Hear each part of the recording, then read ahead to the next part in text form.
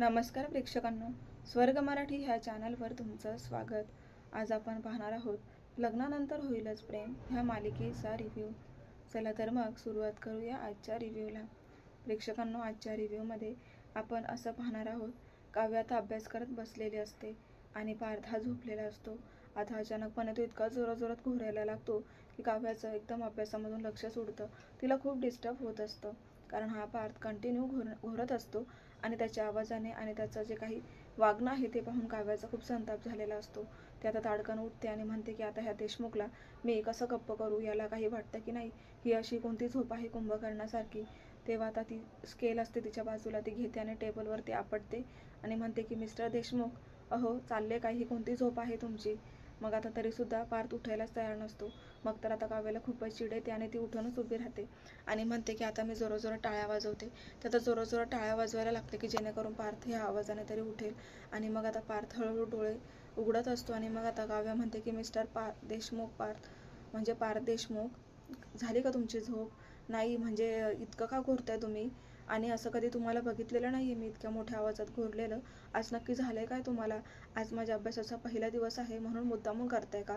मला डिस्टर्ब करत आहात ना तुम्ही जाणून बुजून. आता काव्याला वेगळंच वाटत असतं आणि मग पार्थ म्हणतो की असं काही नाही आहे, मी झोपेत होतो, मला नाही माहिती मी घोरत होतो ते. तेव्हा आता तुम्ही आर्किटेक्ट आहात आणि ही कुठली अशी तुमची वागायची पद्धत आहे हो? त्यावर आता पार्थ म्हणतो म्हणजे आर्किटेक्ट असल्यावरती घोरायचं नसतं का? तेव्हा मी घोरणार, जा घरा तुम्हाला काय करायचे ते. आता पार्थीची सारखी मस्करी करत असतो आणि काव्य त्याच्याबरोबर सिरियसली भांडत असते. तेव्हा आता तुम्ही उठताय का? आणि आता परत जर झोपणार असाल ना तर घोरू नका प्लीज, मला खूप डिस्टर्ब होते तुमच्यामुळे. असं म्हणून आता ती पार्थला उठवूनच देते आणि तोपर्यंत सकाळ झालेली असते. आणि मग आता काव्याला खूपच चिडचिड व्हायला लागते की यांच्यामुळे माझा पूर्ण रात्रभर इथे अभ्यास तर झाला नाही, पण मला सारखं यांचं नाव घेऊन यांना जागं करावं लागलं. काय फायदा झाला, आज पहिलाच दिवस होता त्यात पण यांनी अशी आडकाठी करून ठेवली. म्हणून काव्याचा खूपच संताप झालेला असतो. तर प्रेक्षकांनो, इकडे दुसरीकडे आता जीवा त्याच्या रूममध्ये असतो आणि त्याला आता समजतच नसतं की काय करायचं. म्हणजे नंदिनीला खूपच राग आला आणि तिचा राग आता मी कसा कमी करू हेच त्याला समजत नसतं. तर आता किचनमध्ये नंदिनी डोसे बनवत असते आणि तिथे आता मानिनी येतात. मानिनी आल्याबरोबर आता नंदिनी मस्त असे डोसे आणि चटणी बनवत असते. ते पाहून ते म्हणतात की नंदिनी, तुला माझ्या मनातलं कळतं का गं? तेव्हा नंदिनी म्हणते की आई असं काय म्हणताय? मग आता मानिनी म्हणते की अगं मला काल आपण देवळात गेलो ना तेव्हाच डोसे आणि चटणी खायची खूप इच्छा झाली होती. अगं कसं आहे ना, दरवेळेला आम्ही ना मंदिरात जायचो ना, तिकडे एक बाजूलाच एक अण्णा आहे, त्यांचा असं स्टॉल आहे, तिथे खूप छान असे डोसे चटणी वगैरे भेटते. पण काय आहे ना, काल मला ना खूपच इच्छा झाली होती, पण मी तुला कळूच दिलं नाही, मी तुला काहीसुद्धा म्हटले नाही, कारण आपण जीवाच्या काळजीमध्ये होतो ना, आपल्याला लवकर घरी यायचं होतं, म्हणून मग मी काहीच बोलली नाही. पण मला ना तिथे गेल्यावरती माझे पायच थांबायचे नाहीत. अगोदर आम्ही जायचो ना, नेहमी मंदिरात जायचो आणि डोसे आणि चटणी खाऊन यायचो, पण आज तर तू घरीच बनवलेले आहेत, मग आता त्याच्यावर मीच ताव मारणार आहे. पण नंदिनीला एवढा फारसा मूड नसतो बोलायचा, ती फक्त होला हो लावत असते. आणि आता मानिनीला समजतं की नंदिनी मला अशी उदास का वाटते, म्हणजे नेहमीसारखी ती माझ्याशी असं मन मोकळं करून बोलत नाहीये. म्हणून आता मानिनी म्हणू लागतात की नंदिनी, मी तुला एक विचारू का गं? तेव्हा नंदिनी म्हणते हो बोला नाही, काय झालं? तर मग मानिनी म्हणतात की हे बघ नंदिनी, तुला काही त्रास झाला आहे, म्हणजे त्रास होते का तुला कसला, काही प्रॉब्लेम आहे का? नाही म्हणजे तू म्हणजे पार्थचं वेगळं आहे, जेव्हापासून जीवा घरात आलाय ना तेव्हापासून तुझा असा मूडच ठीक वाटत नाहीये मला, अजून काही टेन्शन आहे का? तेव्हा ठीक होतं ग, जीवा खूप सिरियस होता, त्याला बरं नव्हतं, पण आता तर तो ठीक झाला आहे ना, तरीसुद्धा तुझा मूड आहे तसाच आहे. मग आता नंदिनीला समजत नसतं की काय उत्तर द्यावं. तेव्हा आता मानिनी सांगू लागतात की ह्या घरात कोणाचं काय चाललंय ना नंदिनी, मला काही समजत नाही अगं.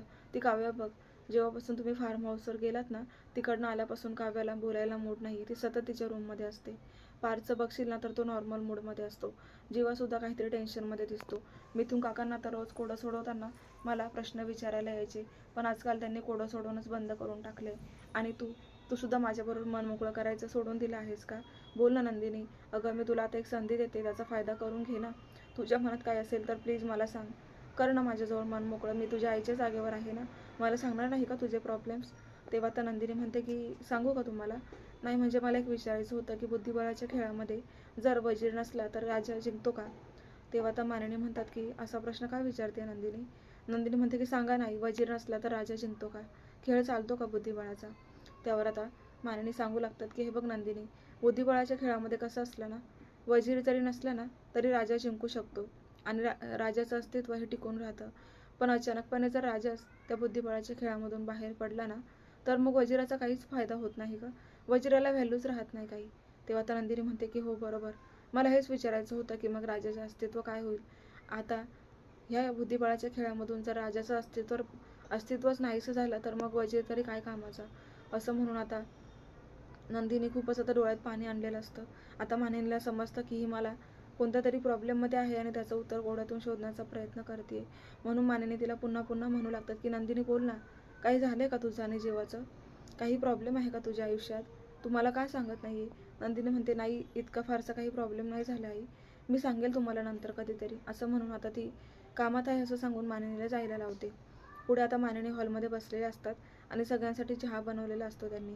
मग आता पार्थला रम्या विचारू लागते, असं ती ऑफिसला जाण्यासाठी तयार होऊन येते आणि म्हणते की पार्थ अजून उठला की नाही, ऑफिसला जायचं आज मला पार्थ बरोबर. तेव्हा मानिनी म्हणू लागतात की आजकाल तू खूपच खुश दिसते का रम्या, काय झालंय? रम्या म्हणते कसं आहे ना, आजकाल सगळं माझ्या मनासारखं होतं ना, म्हणून मी खूप खुश असते. आज मी पार्थ बरोबर जाणार आहे ना जॉबला, तिकडे आम्ही एक चांगलंच असं म्हणजे एक डील करायचं ठरवलंय, असं ती सांगायला लागते बिझनेसबद्दल. त्याच वेळेला मागून काव्या येते आणि काव्या म्हणते की मला कॉफी प्यायची होती म्हणून मी आली आहे, आणि यांचं बघा नाही, हे अजून उठले नाही आहेत, झोपलेलेच आहेत. तेव्हा तर रम्याला धक्काच बसतो. रम्या म्हणते काय, मी तर इथे तयार होऊन बसली ऑफिसला जाण्यासाठी आणि पार्थ अजून उठला पण नाही. आता मानिनीला पण काळजी वाटू लागते की आज असं कसं झालंय, म्हणजे 7 वाजता उठणारा मुलगा आज 10 वाजले तरी उठायला तयार नाही, असं झालंय काय त्याला, इतकी कशी झोप लागली आज? त्यावर काव्य सांगते की अशी झोप लागली म्हणजे आई रात्रभर घोरण्यात गेल्या त्यांचा पूर्ण रात्र, आणि मला किती त्रास झाला माहिती आहे. मी अभ्यास करत बसली होती आणि त्यांच्या त्या घोरण्यामुळे मला डिस्टर्ब झालं आणि मी अभ्यास पण नाही केला. तेव्हा तर रम्याला खूप मोठा धक्का बसतो. रम्या म्हणते की काय, म्हणजे पार्थने इतकी म्हणजे घोरण्यापर्यंत इतकी झोप घेतली? कारण तिला आता मनातून आठवत असतं की आपण जी कॉफी बनवलेली होती जायफळाच्या पुडाची, ती नक्कीच आता काव्याने न घेता पार्थनेच घेतलेली असावी. आता तिला असं वाटतं की माझा प्लॅन माझ्यावरच उलटला.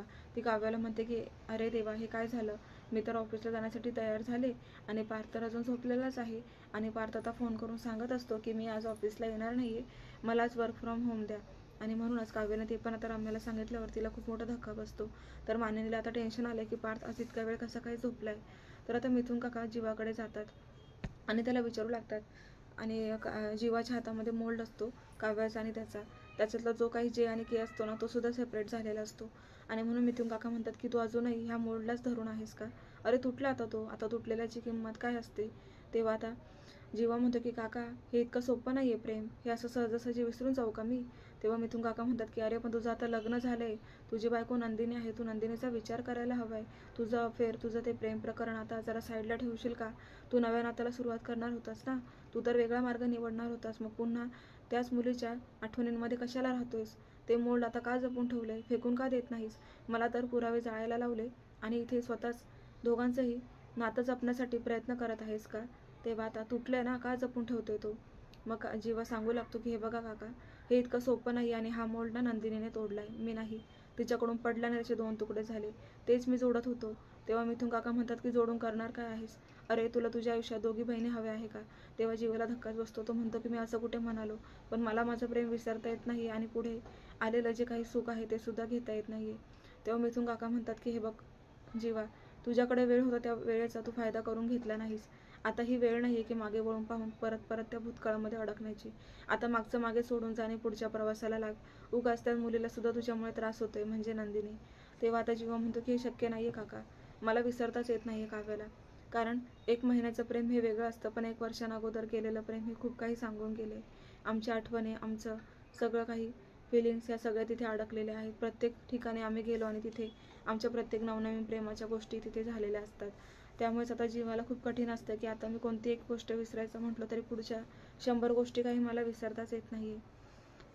तर मग आता इकडे सगळ्यांसाठी चहा बनवलेला असतो मानिनीने, आणि नेमका आता पार्थ उठलेला नाहीये म्हटल्यावर पार्थचा चहा हा आता जीवाला द्यायचा का, असा प्रश्न आता मानिनी मिथून काकांना म्हणतात. कारण आता काव्या म्हणते की मला तर कॉफी प्यायची आहे, पार्थ सुद्धा झोपलेला आहे, रम्या चहा पित नाही, मग आता हा चहा जीवाच पिऊ शकतो, असं मानिनी म्हणतात. आणि काव्याला म्हणतात की काव्या, तुझा आणि जीवालाही म्हणजे हा चहा दे. तेव्हा आता काव्याला धक्काच बसतो. तर मिथून काका घाई उठतात आणि म्हणतात की मानिनी, अगं तिला कशाला पाठवते, मी आहे ना, मी जातो. पण मानिनी म्हणतात की अरे तू तर चहा टोस्ट खातोय, मग इतकं काही अर्जंट नाहीये, थांब, काव्या फ्री आहे ना, तीच जाऊन जीवाला चहा देईल.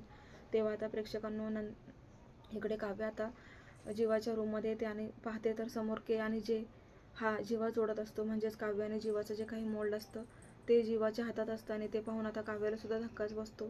तिला माहीत असतं की जीवाच्या सुद्धा मनात अजूनही मी आहे, पण तो दाखवत नाहीये.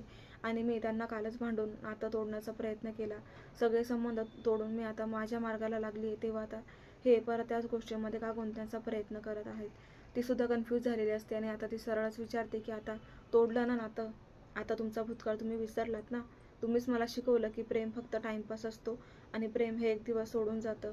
आता म्हणूनच मी ह्या नात्याचा स्वीकार तर केलाच नाहीये आणि दुसऱ्या नात्यात सुद्धा मला अडकून राहायचं नाहीये. मला फक्त माझं करिअर करायचं आहे. तेव्हा आता मी सुद्धा तुमच्या भावाला डिवोर्स देणार आहे, असं जीवा पुन्हा आता काव्या पुन्हा जीवाला आठवण करून देते. त्यामुळे काव्याला जीवाला धक्काच बसतो. दुसरीकडे आता नंदिनी आणि जीवा बोलत असतात, तर जीवा म्हणतो की तुम्हाला माझ्यामुळे खूप त्रास होतोय ना, पण असं अबोला धरू नका, माझ्याशी मन मोकळं करा. मी आता सगळं काही विसरून तुमच्याशीच आता जुळून घ्यायचं ठरवलंय. त्यामुळे प्लीज मला माफ करा, माझं हे अगोदर खूप वेळा चुकलंय, मी खूप वेळा तुमच्याशी भांडलोय. त्यावर नंदिनी म्हणते की मला तुमच्याकडून हे एक्सपेक्ट नाही आता. मला तुम्हाला फक्त एकच जाब विचारायचं आहे, त्याचं उत्तर मला आत्ताच्या आत्ता हवं आहे. ते म्हणजे तुम्हाला मला डिवोर्स द्यायचा आहे का? तुम्हाला ह्या नात्यामधून वेगळं व्हायचं आहे का? आता जीवाला धक्का बसतो की नंदिनी अचानक असं काय विचारते. तेव्हा नंदिनी म्हणते की मला बाकीचं काही सांगू नका, फक्त हो किंवा नाही म्हणा, तुम्हाला डिवोर्स हवा आहे का? त्यावर आता जीवाकडे उत्तर नाही आहे, तर प्रेक्षकांना पाहूयात आता जीवा काय उत्तर देणार ते. त्यांनी दाखवलेलं नाही आहे, कारण आता हा भाग पुढे कंटिन्यू होणार उद्या. तेव्हा पाहायला विसरू नका. लग्नानंतर होईलच प्रेम. अशाच डेली अपडेटसाठी चॅनलला सबस्क्राईब करा. नोटिफिकेशनसाठी बेल आयकॉनवर क्लिक करा, म्हणजे डेलीचे जे पण काही रिव्ह्यू आहेत, लेटेस्ट अपडेट्स आहेत, ते तुम्हाला वेळेवर पाहायला मिळतील. तर प्रेक्षकांना तुम्हाला अजून कोणकोणत्या मालिकांचे जर रिव्ह्यू पाहायचे असतील तर कमेंट बॉक्समध्ये नक्की कळवा, म्हणजे डेलीचे सिरियलचे रिव्ह्यू तुम्हाला ह्या चॅनलवर पाहायला मिळतील. तर मग आज आपण इथेच थांबणार आहोत. भेटूया उद्याच्या भागात. धन्यवाद.